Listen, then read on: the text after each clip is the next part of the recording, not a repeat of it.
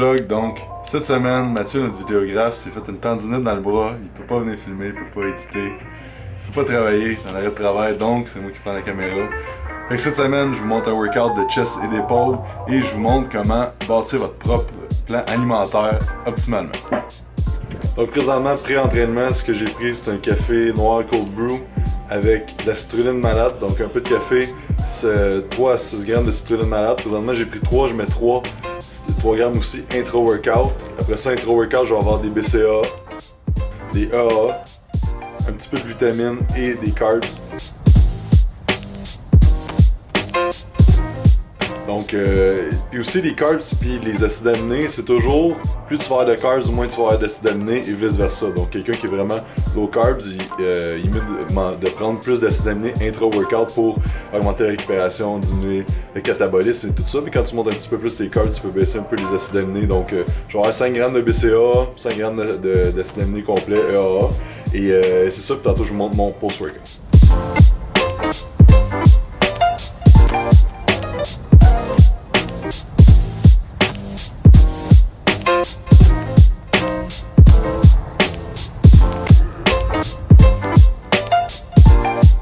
Donc aujourd'hui pour le vlog, je vous montre un workout de chest et d'épaule. Donc présentement mon split d'entraînement c'est jour 1 chest épaule, jour 2 jambes, jour 3 dos épaule et jour 4 bras. Donc j'ai des épaules 2 fois par semaine, j'ai un volume d'entraînement qui est plus petit au niveau des épaules, donc j'utilise la fréquence.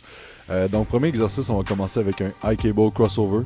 Et comme on sait, le pec a comme fonction de faire de l'adduction, peu importe la position de l'humérus et de la rotation interne. Donc j'utilise cette position-là, je vais mettre l'emphase sur les contractions isométriques de 2 à 4 secondes en partie contractée. Donc c'est ça qu'on veut avec une activation, c'est vraiment d'augmenter le mind-muscle connection et vraiment d'être capable de contracter ton muscle au maximum.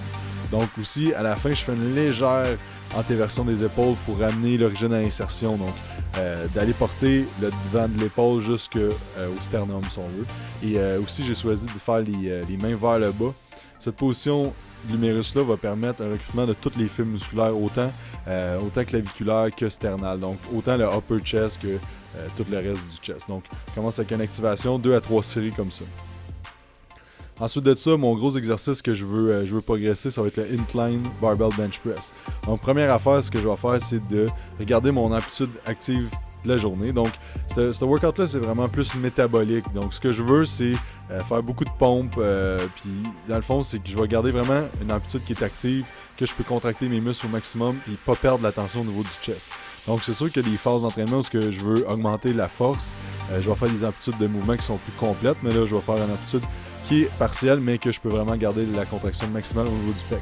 Aussi, ma position de coude va être vraiment vers l'extérieur, donc ça va maximiser le recrutement du pec et minimiser le recrutement de l'épaule. Sauf que si je vais faire une amplitude complète avec les coudes vraiment sortis, là je peux me blesser aux épaules et je vais perdre la tension au niveau du pec.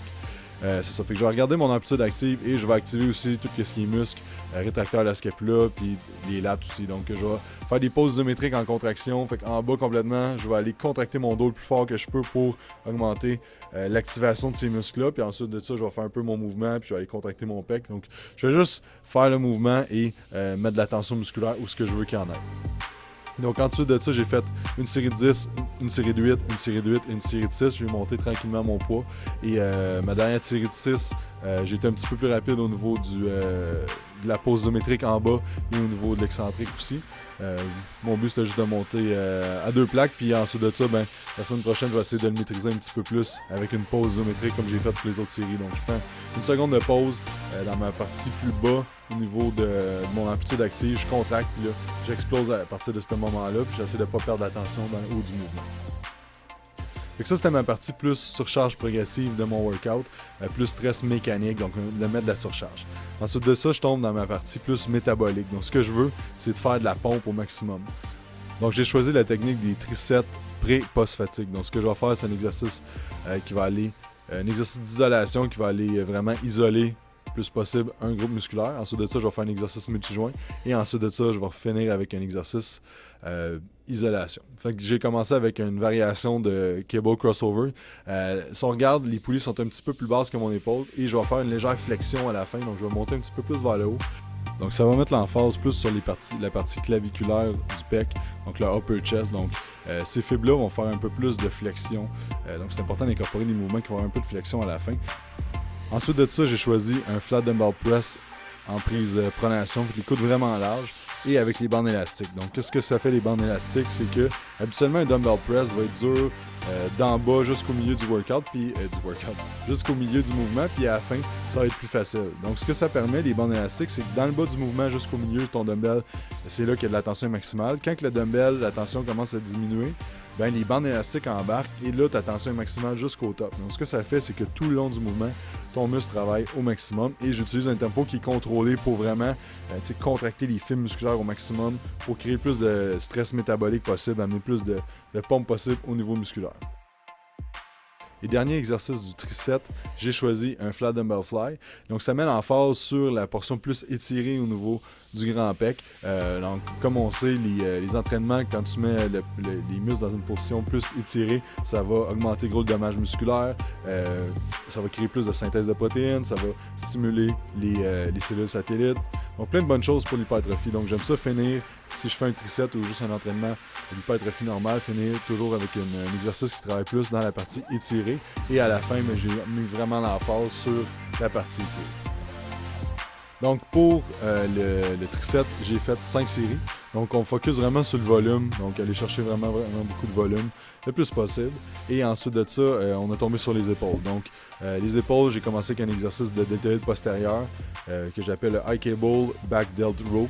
Et ça, dans le fond, c'est que c'est un tirage, mais si on regarde de dos, il n'y a aucun mouvement qui se passe au niveau de la scapula. Donc c'est vraiment que je pense d'apporter l'origine à l'insertion. Donc c'est dur un peu à imager sur audio, mais c'est vraiment d'aller contracter le deltoïde postérieur au maximum. Et cet angle-là, dans le fond, c'est ça qui va favoriser le recrutement en ligne avec les fibres. Donc c'est un super bon exercice. Ça prend une barre spéciale comme on a ici, sinon Prime Fitness aussi font des barres dans ce style-là.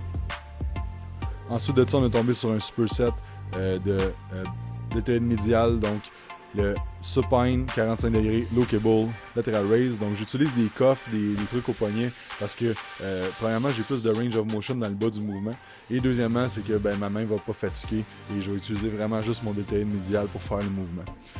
Donc ça c'est une excellente variation parce que normalement les exercices de lateral raise ça va travailler toujours dans le top du mouvement. Donc comme on sait on est toujours plus faible quand ton muscle est plus contracté. Donc un lateral raise au dumbbell, il n'y a pas un excellent profil de résistance. Donc ce que ça fait, c'est qu'en bas, il n'y a aucune tension, puis en haut, il y en a beaucoup. En bas, tu es super fort, mais en haut, tu n'es pas fort. Donc ça ne matche pas vraiment ce que ton corps est capable de créer. Fait que si on regarde avec cet exercice-là, la tension musculaire va être maximum dans le milieu du mouvement. Puis c'est là que tu as plus de potentiel de créer de force. Donc ce que tu veux, c'est qu'en bas, il y a de la tension, jusqu'en haut, complètement, il y a de la tension. Fait que cet exercice-là va être vraiment capable de travailler ton deltoïde médial dans toutes les parties du mouvement. Ensuite de ça, je me suis levé debout et j'ai continué à faire le même mouvement, mais là, ce que ça va focuser, c'est que ça va être plus de tension dans le bas du mouvement. Donc, ce que je focus, c'est qu'en bas, je contracte mon deltoïde médial au maximum, puis j'accélère le plus que je peux, et je vais l'inertie comme ça, puis je vais recruter plus de fibres musculaires de cette façon-là, puis je vais aller fatiguer aussi les fibres suite à avoir travaillé dans une amplitude qui est complète. Et là, dans le fond, je vais juste fatiguer tout le range of motion que je suis capable, et vraiment jusqu'à l'épuisement musculaire, et ça, j'ai fait 4 séries de ça. Donc c'est tout pour le workout. On se voit pour le post-workout. Alright, donc workout fini. Je prends mon shake post-workout. 2 scoops de protéines VG, ATP, une scoop de glutamine, une scoop de carbs dans un shake. Après ça, je vais prendre des greens et des électrolytes avec de la taurine dans un autre shake. Et je vais prendre aussi 4 caps de magnésium de Belly Supplément. Donc ça c'est mon shake post-workout, puis aussi je vais prendre 5 minutes pour juste relaxer, pas toucher à mon téléphone, pour être sûr de bien absorber les nutriments que tu prends post-workout, puis te mettre en mode plus relax, réparation, anabolisme. Donc c'est ça.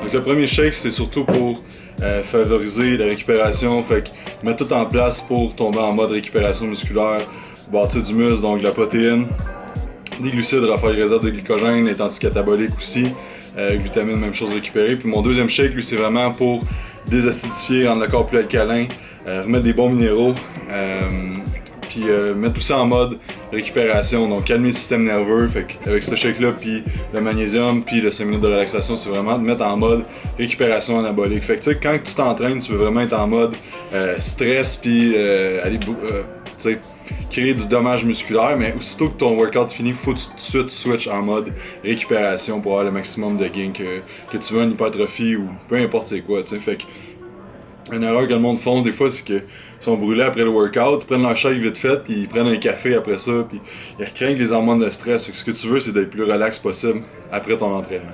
Donc, merci d'avoir écouté le vlog, j'espère que vous avez apprécié, même si la qualité puis les transitions étaient moins intenses. Mathieu va être de retour dans quelques semaines.